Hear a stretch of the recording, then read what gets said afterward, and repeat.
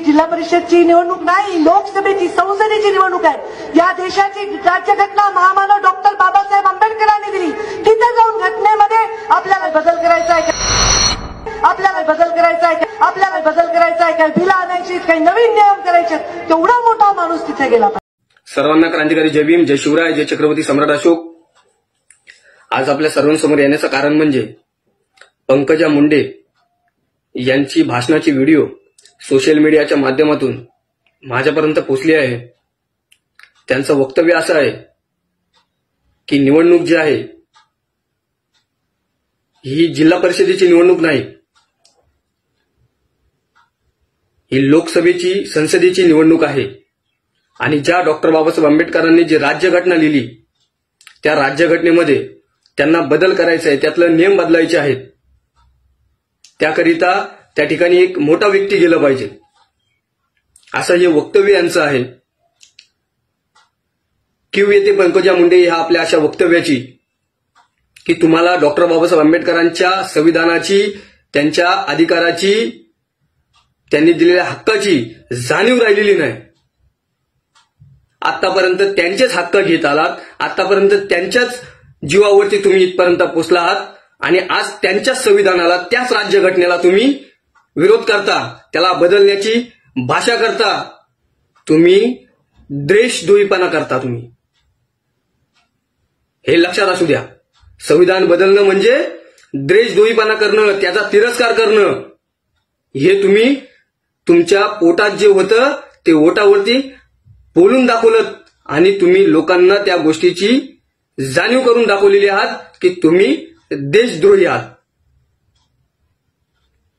इथल्या महिलांना जर अधिकार दिला असेल तर डॉक्टर बाबासाहेब आंबेडकरांनी त्यांच्या संविधानाच्या माध्यमातून अधिकार दिलेले आहेत आणि त्यातूनही तुम्ही एक महिला आहात जे आतापर्यंत डॉक्टर बाबासाहेब आंबेडकरांच्या जीवावरती तुम्ही शिक्षण घेतलात, आतापर्यंत तुम्ही इथपर्यंत मोठे झालात, आज तुम्ही कमवून बसलात, ते देखील डॉक्टर बाबासाहेब आंबेडकरांच्या जीवावरतीच। बीजेपीतला हर एक प्रत्येक कार्यकर्ता, प्रत्येक नेता जर बोलायची जर भाषा करत असेल तर तो फक्त आणि फक्त संविधान बदलण्याची भाषा करतो। या भारत देशामध्ये होत असलेल्या नागरिकांवरती अन्याय, अत्याचार, शिक्षणाचे विषय याच्यावरती कोणच बोलत नाही, फक्त आणि फक्त संविधानाच्याच बदल यांना बोलायला सोडलेला आहे। ज्यावेळेस हे असे यांचे वक्तव्य करून जातात त्याच्यानंतर यांचे वरिष्ठ असे बोलतात की संविधान कोणीही बदलू शकत नाही। ह्या लोकांना फक्त आणि फक्त भुकायला सोडलेलं आहे।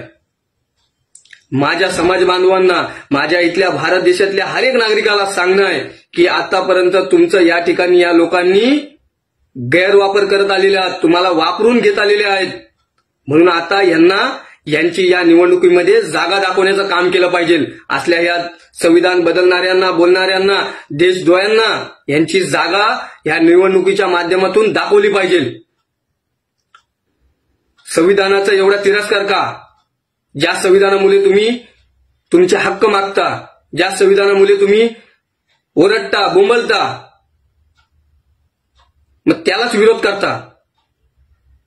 कारण तुम्हाला माहिती आहे ह्या देशामध्ये आता जो नागरिक आहे त्या नागरिकाला बाबासाहेबांच्या संविधानाची, बाबासाहेबांच्या अधिकारांची प्रत्येकाला जाणीव झालेली आहे आणि त्यांना त्यांचे अधिकार हे समजायला लागलेत। मग तेच जर उठले उद्या आपल्यावरती जर बोलले, आपल्याला जर प्रश्न विचारले, आपल्याला जर जाब विचारला तर आपण त्यांना उत्तर काय देणार? यासाठी तुम्हाला आता भीती वाटते, म्हणून तुम्हाला तुमची मानसिकता, तुमचे विचार संविधानाकडे बोट दाखवण्याचं काम करतो। कारण तुम्हाला माहिती आहे जर आपल्याला जर प्रश्न विचारतील आणि जर जाब विचारला जाईल तर संविधानाच्या ताकदीनेच, बाबासाहेबांनी दिलेल्या त्या राज्यघटनेमुळेच, म्हणून तुम्हाला तीच राज्यघटना बदलायची आहे। ही तुमची आता फक्त शेवटची हीच कामं राहिलेली आहेत। आतापर्यंत तुम्ही सत्तेत असून तुम्ही लोकांनी काही कामं केलेली नाही। इथल्या कुठल्याच गोरगरिबाला त्यांचे हक्क आणि अधिकार दिलेले नाहीत। तुम्ही ज्या संविधानाने दिलेले आहेत त्यांना ते तुम्ही तुमच्यापर्यंतच हक्क आणि अधिकार घेऊन बसलात, पण इथल्या सामान्य माणसाला कोणीच विचारत नाही। म्हणून ह्या असल्या नेत्यांच्या मागे धावण्यापेक्षा, या असल्या नेत्यांच्या मागे पळण्यापेक्षा तुम्ही स्वतःचं भविष्य निर्माण करा। कारण तुम्हाला वैयक्तिक जर अधिकार दिला असेल लढण्यासाठी, आवाज उठवण्यासाठी, तो फक्त आणि फक्त डॉक्टर बाबासाहेब आंबेडकरांच्या संविधानाच्या माध्यमातून, राज्यघटनेच्या माध्यमातूनच. आणि त्याच राज्यघटनेवरती हे लोक बोट दाखवत आहेत. यांना यांची जागा दाखवण्याचं काम केलं पाहिजे या भारत देशातल्या प्रत्येक नागरिकांनी. कारण हा संविधान इथल्या बहुजनाच्या, इथल्या शोषित, पीडित, वंचितांच्या हक्कासाठी आहे. आणि त्या संविधानाला वाचवण्याचं काम तुमच्या माझ्यासारख्या या सामान्य माणसांनी केलं पाहिजे. नाही तर हे लोक आपल्याला आपली जी जागा राहिलेली आहे आता ती पण ठेवणार नाही. ही अशी परिस्थिती आणून ठेवलेली आहे या लोकांनी. आज हे लोकांची घरदारं उद्ध्वस्त करायला निघालेली आहेत, लोकांची घरं तोडायला निघालेली आहेत. आणि ह्याच लोकांच्या मागे आपण धावतो. उद्या तोच प्रसंग आपल्यावर येऊ शकतो. ह्याची प्रत्येकाने जाणीव ठेवली पाहिजे आणि याची पूर्णपणे दखल घेतली पाहिजे. यासाठी यांच्या मागे धावण्यापेक्षा यांना यांची या निवडणुकीमध्ये जागा दाखवली पाहिजे. ज्यांनी या संविधानाला विरोध केलाय त्यांनी त्यांची जागा त्यांना दाखवली पाहिजे. आणि पंकजा मुंडेंनी माफी मागितली पाहिजे. त्यांचा ह्या असल्या वक्तव्याचा जाहीर विरोध करतो, त्यांचा निषेध करतो. जय भीम, जय संविधान, जय पॅन्थर.